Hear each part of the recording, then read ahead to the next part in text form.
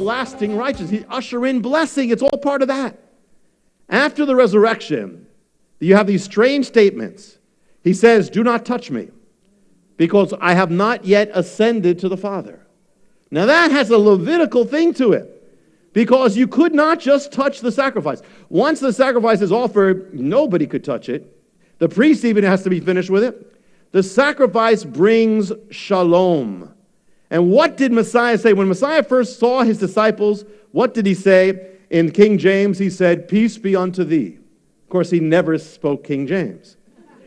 What he did say was, shalom alechem. That's exactly what he said. Shalom alechem. And what is that? Alechem is upon you, and shalom is all those things. Blessing, prosperity, fullness, wellness, all that be upon you. All blessing be upon you. You know, notice something. When the sacrifice was done in the temple, and everything was reconciled, the high priest can come out and he can say the blessing that we're going to say at the end of this service, the Aaronic blessing. How does the Aaronic blessing end? It ends with one word, shalom. It ends with shalom. V'yasem lecha shalom. And the Lord give you shalom. So the blessing of when everything's finished, shalom can come. The point of getting reconciled is that shalom can come. When Messiah comes on the earth, shalom will come. And so Messiah, he is the ultimate sacrifice. So he doesn't end with shalom, he begins with shalom. As soon as he comes, the first thing he says is shalom to his disciples. First thing. The sacrifice is done, and now he begins where the old finished. He begins with shalom. And then he says, all authority in heaven and on earth is given to me. Therefore go. In the sacrifice. Now he said it's now. He didn't say that before. In the sacrifice, all authority comes. All authority to forgive any sin. Authority over sin. Authority over guilt. Authority over separation. Authority over the curse. Blessing. Restoration. And what would happen when the sacrifice was offered up on the Day of Atonement? It'd be offered up where? On the altar, on the brazen altar outside. But then what would happen? They would take the blood of that sacrifice, the high priest, and he would enter in through the veil, and then he'd come to the Holy of Holies, he'd come to the ark, and with the cherubim there, and he would sprinkle the blood on the ark. So what is it saying? What's it saying? The sacrifice is offered up in the courtyard, you could see it, but then the high priest goes in where you can't see him anymore. He goes from the realm of the visible to the invisible. Nobody could see what's happening. He goes from the outside to the inside. He goes from the place where all the sacrifice is being offered up to a place that is the ultimate. It's a symbol of heaven. It's the Holy of Holies. It has the cherubim, like the beings that are around God in his presence. So what is it telling you? Look, listen. The mystery, as Messiah is offered up on the altar on earth. But then he must go from the altar to the Holy of Holies. He must go and ascend to heaven. He must go from the realm of the visible to the realm of the invisible. He goes to be with God just in the same way. So he has to ascend to heaven, one way or the other. He has to enter the realm of the Holy of Holies with the blood. Hebrews, he kind of alludes to this. He entered the eternal, the heavenly tabernacle.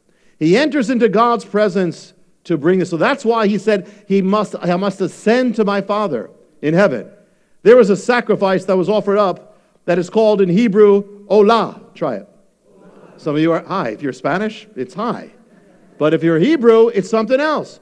Olah in Hebrew means the entire offering. It means the burnt offering. It means the ascending. It literally means to ascend. It's the offering that gets totally consumed and goes up in smoke. The burnt offering. The Hebrew is that, ascend. So after accomplishing salvation, Messiah is the entire offering. He's the epitome of all offerings. But he what does he do? He ascends where? To the throne of God. He ascends to the center of the universe to present the atonement before God. And interesting, how does he do it? He does it through the Mount of Olives. And that's interesting because you see in Ezekiel, and we were just standing there. We were just standing at the Golden Gate not too long ago, that eastern gate that's sealed up, that's not going to be open until Messiah goes through it. And we were there, and you could look and you see the Mount of Olives, and Ezekiel saw a vision that he said, I saw the glory of God leave the temple through the eastern gate and go up to the Mountain of Olives. And then it says at the end of Ezekiel, as you get to the end part, it says, I saw the glory come again. It came down, went the same way, and went into the temple. And that's a sign of Messiah. Messiah went up through the Mount of Olives, will come down through the Mount of Olives. But even that is linked to the sacrifice, because on the holiest day of the year, Yom Kippur, the scapegoat would be led out east of the temple and would go up the Mount of Olives. And the last place you would see the scapegoat, he would disappear. The last place you'd see him was on the Mount of Olives. He'd disappear there.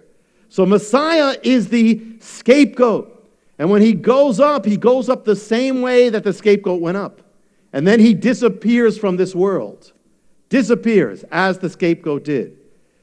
When in Hebrews, after making atonement, after offering himself up, he presented himself. He entered in the presence of God. In the Yom Kippur Day of Atonement, you had the goat that was offered up, and you had the goat that was sent out into the wilderness called Azazel, which we translate as the escaping goat, the scapegoat. And so in many ways, so Messiah is the scapegoat. Israel, in a sense, has sent him away, like the scapegoat. And even put, what happened with the scapegoat? What happened with that? They would put the sins of the nation upon that goat. The high priest would confess it and send it away. Well, what happened 2,000 years ago?